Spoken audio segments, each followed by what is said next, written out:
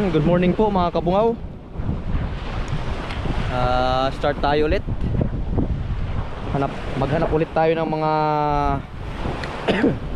excuse po, posibleng mga metal na makuha natin dito sa Dalampasigan.